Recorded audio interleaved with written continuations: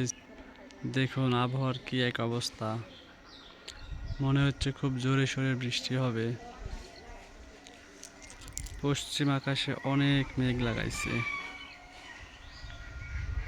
হয়তো মোবাইল এতটা বোঝা যাচ্ছে না, তবে বাস্তবে প্রচুর মেঘ। পুরো আকাশে মেঘে ঘন ঘটা। আবহাওয়াটা উপভোগ করার মতো, খুব সুন্দর আবহাওয়া।